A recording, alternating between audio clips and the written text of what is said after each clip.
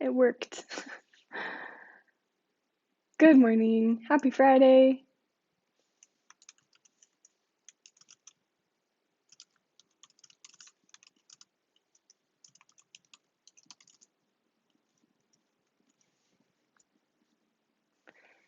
Okay, are we ready for more ACT questions?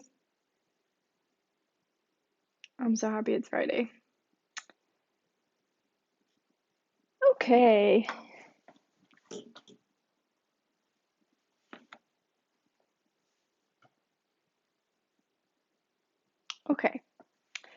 Okay. So, this is on your math base again, R3. So I'm just gonna go through these questions again. So if you have questions about what I'm doing, please ask, because it helps clarify what I'm doing. When I'm doing something funky or explaining something funky. And I can always do better, so.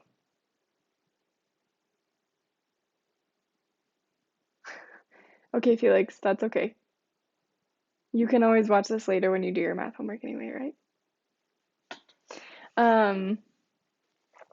Okay, number one, I'm pretty sure we did this, like, literally, I think this is our first lesson. Maybe I'm getting you confused with the other class, but exponent rules are from a long time ago.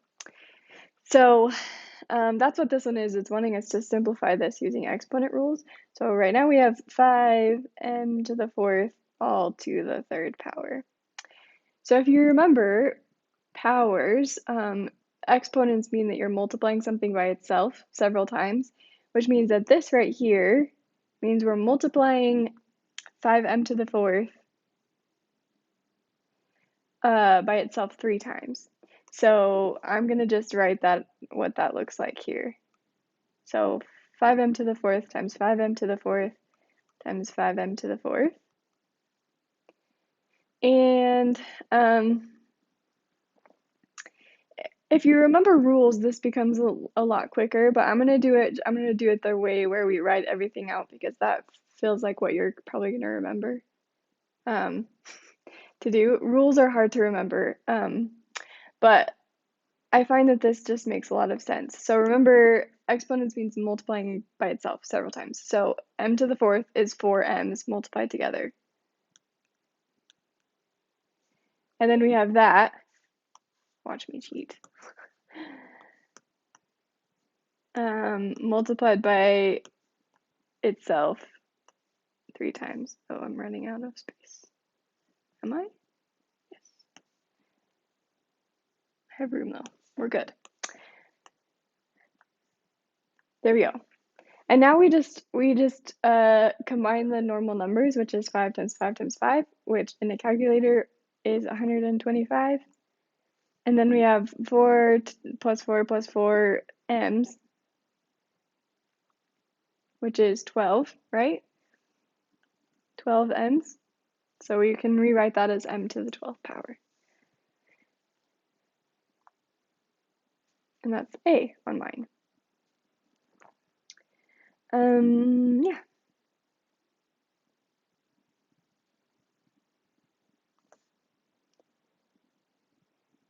Okay, number 2, if x is between 0 and 1, so it's like a decimal, less than 1, which of the following has the greatest value? The greatest. So we're looking for the biggest out of all of these. So a good way to do this is just to pick a number between, so it's saying x is less than 0 and, or sorry, bigger than 0, less than 1. So I'm going to pick an x, like, I'll do it in a different color, like 0.5. That seems like a nice number, which is less than 1.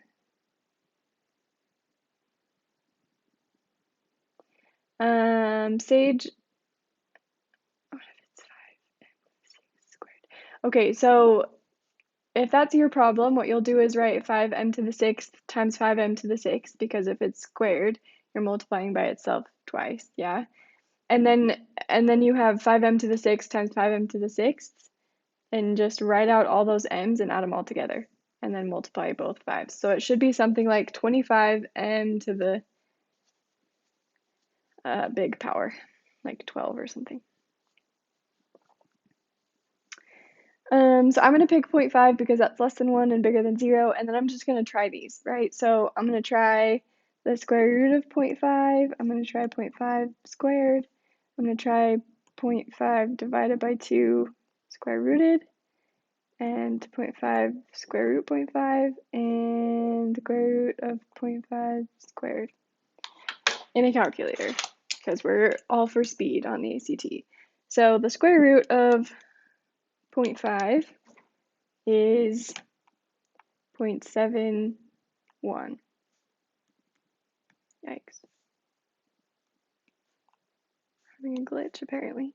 0.71. And then 0.5 squared is 0.25.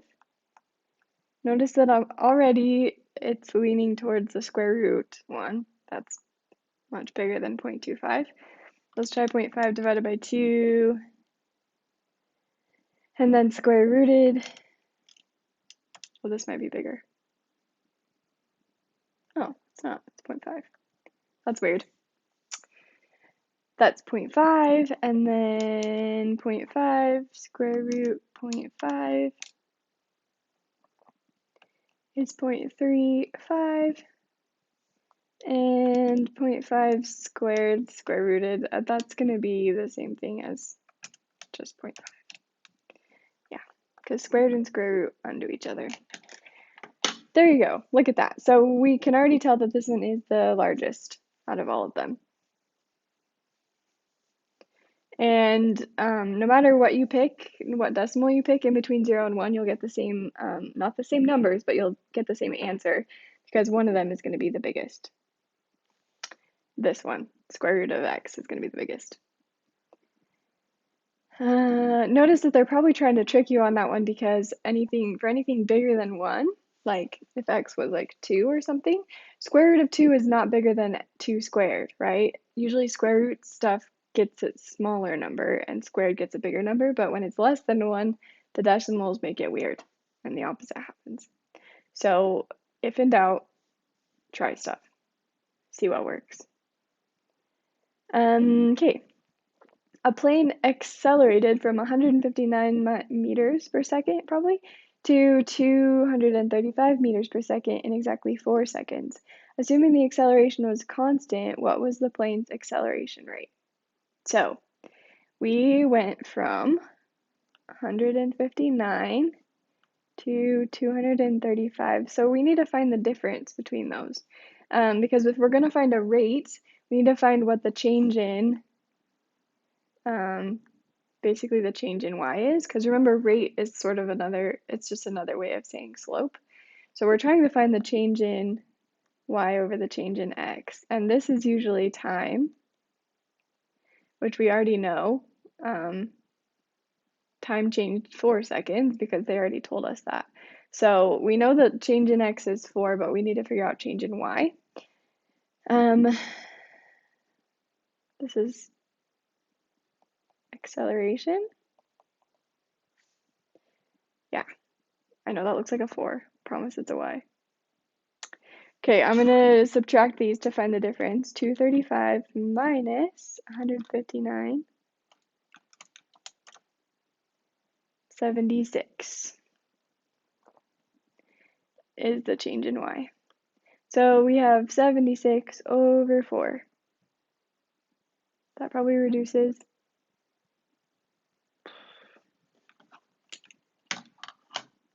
$76 over 4 is 19 meters per second squared. Who knew 4 goes into 76 19 times? I did today, right now, because I plugged it in. So 19 meters per second squared is the correct answer.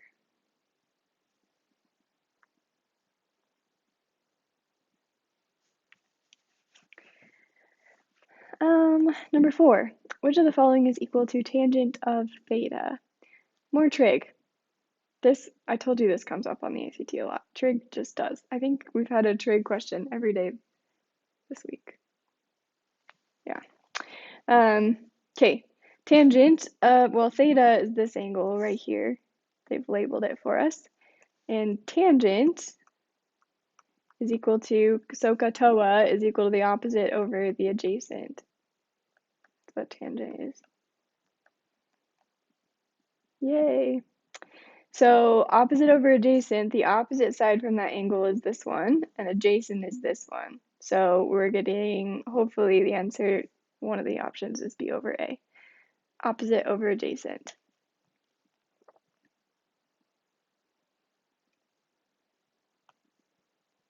Yay, look, it's number A, letter A. Right. Okay.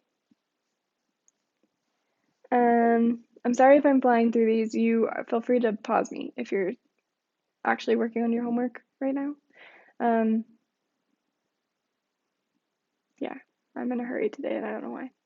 An empty glass jar in the shape of a cylinder has a diameter of 32 centimeters and a height of 21 centimeters. If the glass is filled with water to a depth of 10 centimeters, what is the volume of water to the nearest cubic centimeter? So here's the deal with this question. They give you too much information. This is one of the ones where it's not a hard question. It's just they give you too much information that you don't need, and therefore it makes it confusing.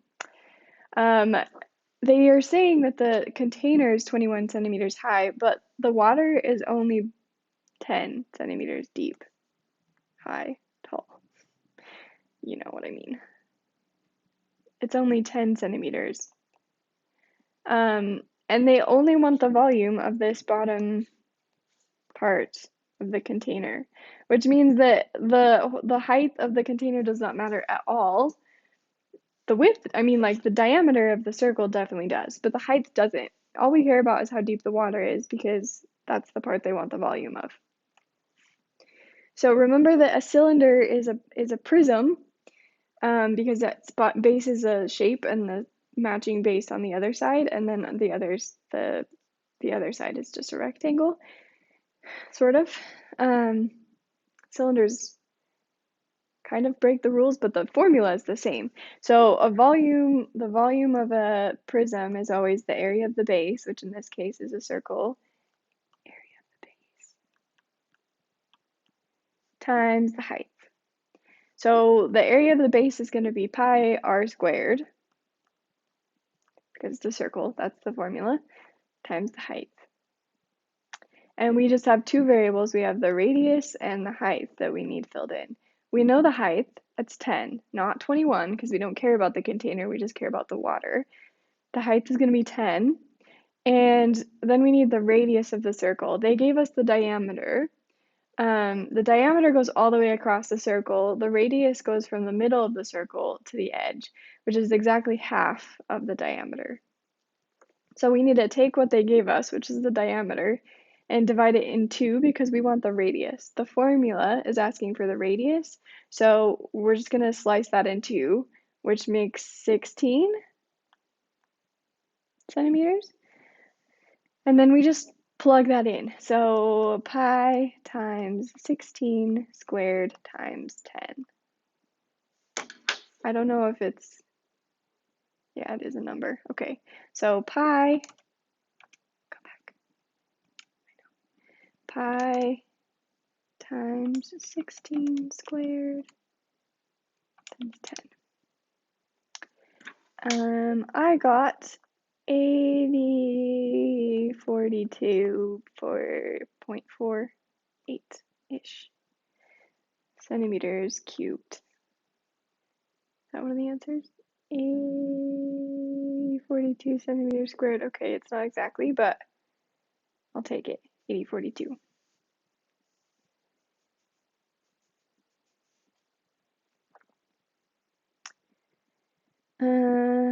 Yes. So this, out of all of that, this is probably the most important thing to remember, is that there's this standard formula for any prism. There's also one for pyramids. Pyramids just add the 1/3 part. You just divide this same formula by 2, 3. Thanks.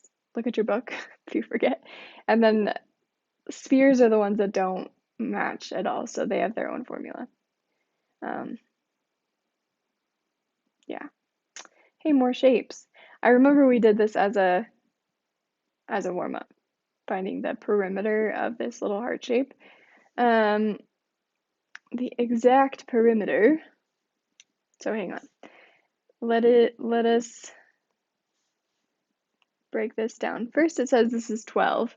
Also, this is indicated that this is a square, so that means all the sides are the same. So this side is also 12. The only things that we're missing here is this piece and this piece. And I'm just going to make our lives a little bit easier. And notice that both of those pieces are circles. So really what we're doing is finding the circumference of, do I have a highlighter that color? Hang on. Don't judge me. I do. Okay.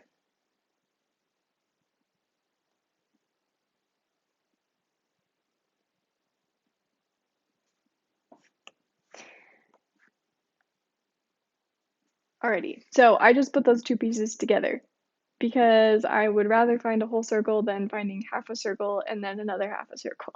So that's the circumference of a circle, which has a formula. We also know one more thing about this, and that is that the diameter is 12 because of the square that it's attached to. So if you need to look this up, that's totally fine. Finding my pen again. The circumference of a circle is pi times the diameter, or pi times 2 times the radius, because 2 times the radius is the diameter. But right now we have the diameter, so we might as well use this version of the formula. So I'm going to do pi times 12. And before I plug stuff into my calculator, I'm just going to take note of the fact that the answers are not in decimals. They left it as 12 pi, so I'm gonna not put anything into a calculator. So we have the whole perimeter of this shape is 12 plus 12 from the square plus 12 pi from the two halves of the circle, which ends up being 24 plus 12 pi. There you go.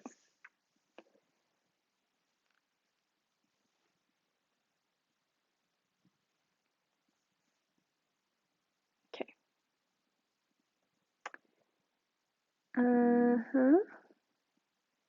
Some more trig. This time we have double trig.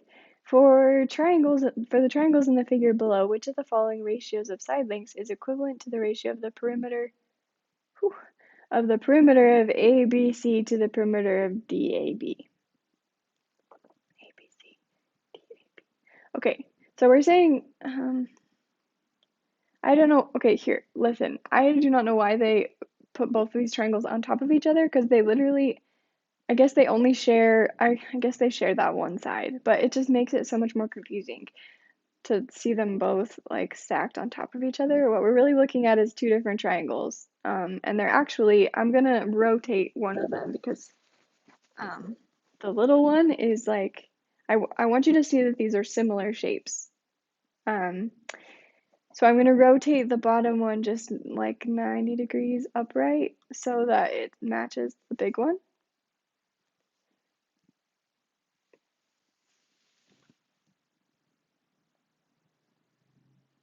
I will label these sides. Hopefully, maybe that will help. D, A, B, and A, B, C. So AB is the same length on both of them. Those two side lengths are the same. These are both right triangles. And here's the background here. So first of all, they're kind of already saying that these are similar triangles. They're 30, 60, 90 triangles, in fact. So that's probably going to come into play, actually. 30, 60, 90. And I can tell because one of the triangles has a 30 and the other one has a 60, and they both have a 90. So they both have to be 30, 60, 90. And then it talks about the perimeter of the triangle and the perimeter of the two triangles, right? So it turns out that the ratio of the side lengths, so for similar triangles, you're scaling it up by a certain factor, right? We talked about that scale factor idea. They're trying to throw you off because the perimeter actually has the same scale factor. You just scale up the perimeter the same amount as you scale up each side length. It's the same ratio, right? So all they're asking for is like, what is the correct scale factor? Like, how would you find the scale factor? Essentially, what two sides match in these triangles and which ones, the other answers are going to be incorrect. They're going to not correspond in the triangles.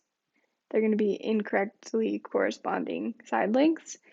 So we just need to find two side lengths that are corresponding. And they're probably going to be in a fraction. I haven't looked at the answers yet. Oh no, it's a ratio.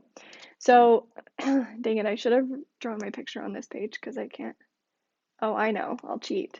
Copy.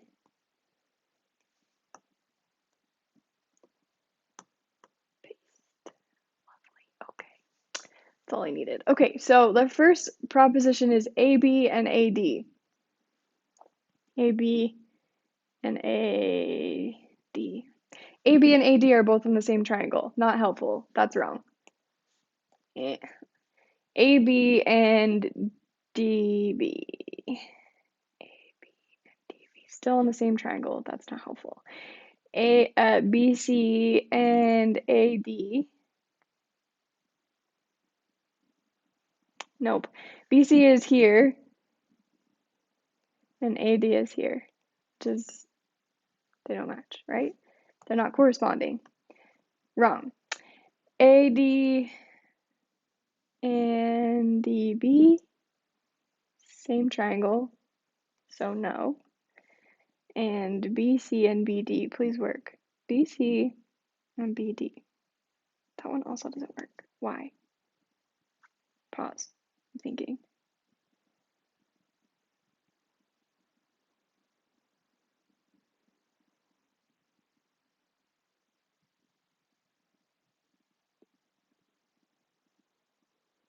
I need to make sure I drew my picture right.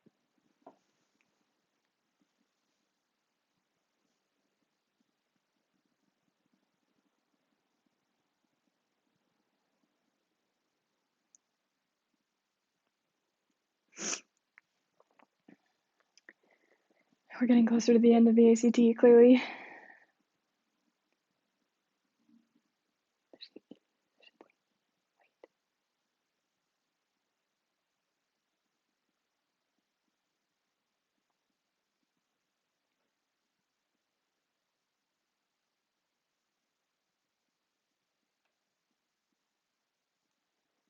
AD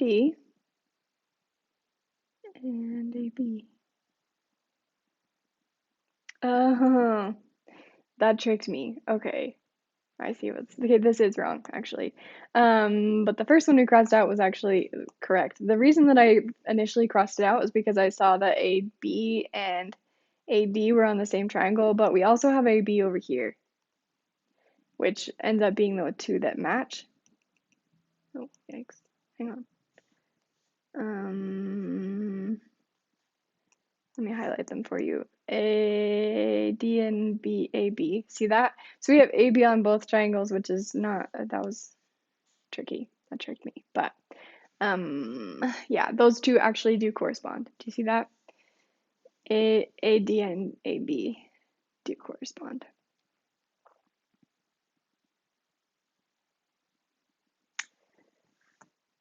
Okay, gotta love the ACT, especially this question.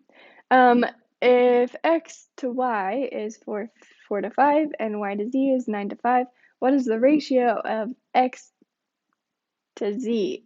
And I remember, I don't know if it was in this class or I don't know, but I remember like thinking, okay, I was helping somebody with this problem, and I was thinking, okay, x and z then have to be just 4 and 5, and it should just be 4/5, which is not even an answer. So let me tell you what you actually have to do for this. First of all, we have to convert them into fractions, which is really it's not bad. Like x over y, I'm just drawing this from that one. X over y is 4/5, and y over z is 9/5. I just converted these ratios into fractions. And what we want is x over z. So here's my proposition for you. The way that we're going to get x over z is we're going to multiply x over y times y over z. Because if we were to multiply those two fractions together, we would get xy over yz, and these y's would cancel and give us x over z. I know that seems really abstract until you've seen it, and then you're like, okay, well, I guess that makes sense. I feel the same way. But we just need to do that same thing with the numbers, the actual fractions now. Multiply x over y times y over z. The reason it works is just that canceling thing. The y's cancel. So we're gonna multiply 4/5 times 9/5. And that gives us 4 times 9 is 36, and 5 times 5 is 25. You might notice that nothing cancels in this, which is like, why are we doing this? I thought it was supposed to cancel. The problem with the actual numbers in this case is that they might be reduced in a different way from each other. So y in the first ratio could have been scaled up or down, because ratios are the same whether you scale them up or down, right? So they could have just scaled it down to its smallest thing, and then in the other one it could have not scaled down quite as much, which is why the y doesn't match in these two, right? The y in the first one is 5, and the y in the second one is 9, which is like, why are those the same variable, right? Then that doesn't make sense. But it's because they're scaled up or down differently. Because ratios can do that. They can just get scaled up or down, and they're the same. So that is the same variable, and they do represent the same thing, but the two ratios have been scaled differently, which is why nothing cancels in our answer, and this is the answer, 36 to 25. And that's fine. It's fine that it doesn't scale down.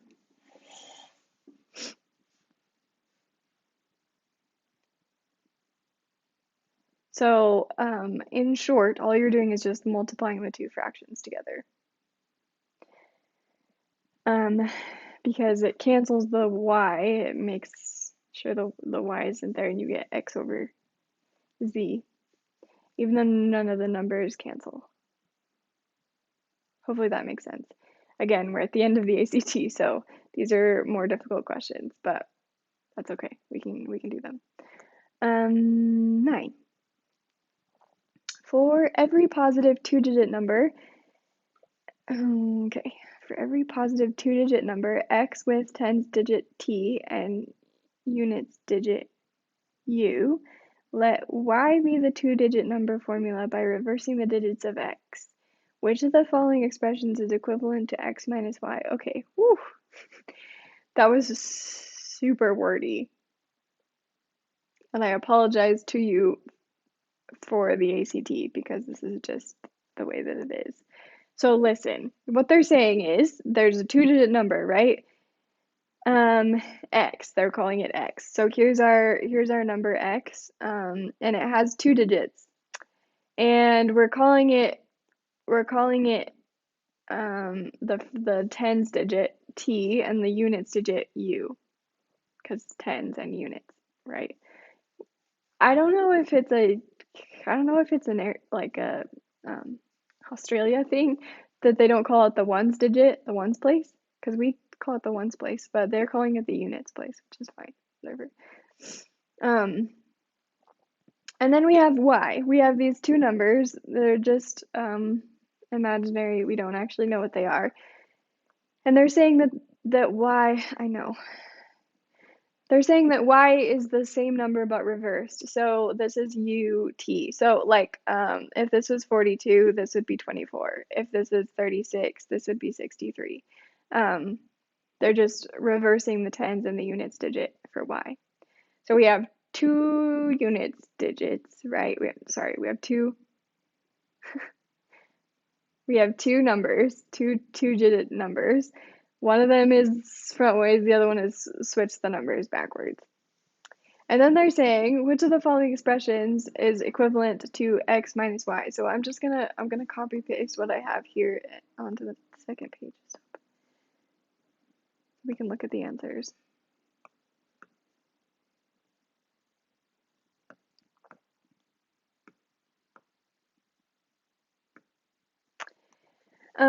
So let's just investigate. So they're saying x minus y. Is that what they said? Yeah, x minus y. They're saying x minus y. So I'm just going to investigate what happens when we subtract numbers like this, because I don't actually know, right? So I'm going to just see what happens when we take away like 42 minus 24, what happens here. Let me write it in. There you go. 12 minus, I could do this in a calculator, of course, but I'm being annoying. 12 minus 4 is 8, and I forgot how to do this. I can only do it in my head without carrying. It's a weird revelation. I'm having a weird day. 20 out of 40 is 20, and then it's going to be 16. That's right, right? No, it's 18. What did I do? Oh, to weigh 4 from 12. Okay. The hardest math is subtraction.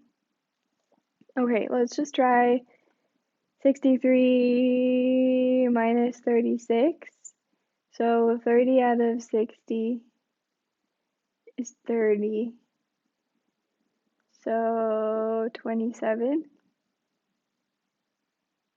Yeah, 18 and 16. Okay. Let's try a smaller number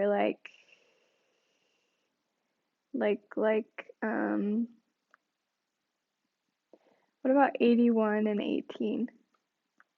Those are further apart. 10 out of 80 is 70. 70 minus 7, 63. Okay.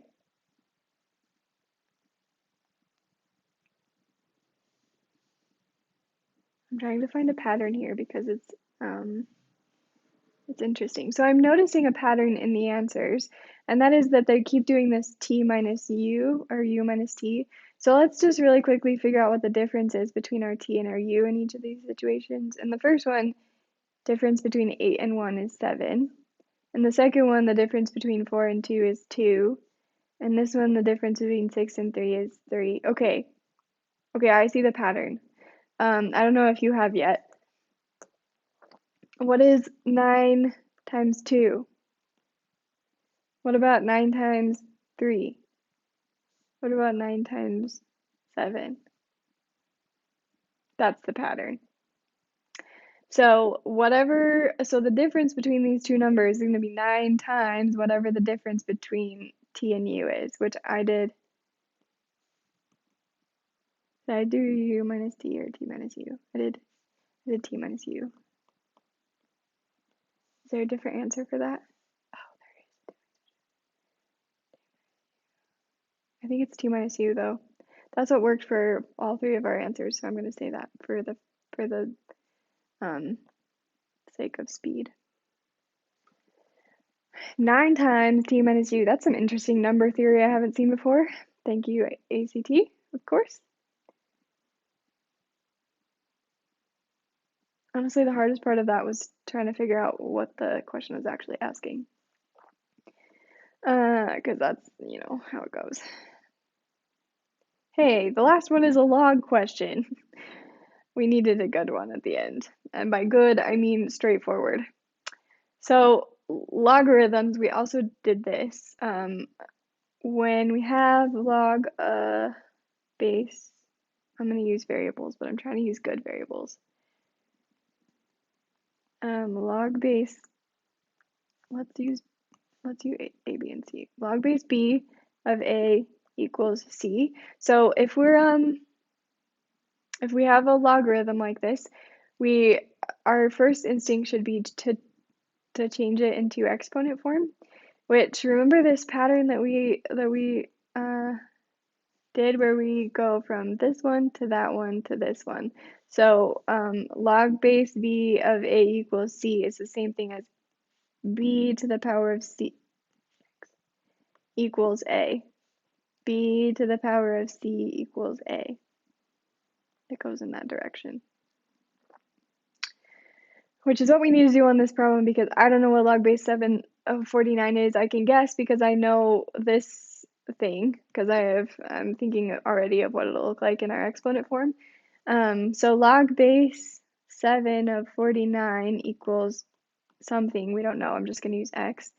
And I'm going to follow the same pattern. 7 to the power of x equals 49. And that question is not nearly as hard. What power of 7 gives you 49? The answer is 2.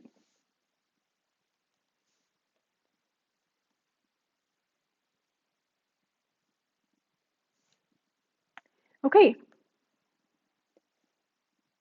That is the last question. By the way, I think, oh no, you couldn't plug that into a calculator. Calculators don't do log with bases. At least ours don't, unless you have a fancier calculator than me. Okay. Excuse me. That's that. I will upload this on Canvas so that you have something to look at when you're doing your own homework. And besides that, have a wonderful weekend. Do something outside because it's beautiful, but not with people, so that we all can stay safe.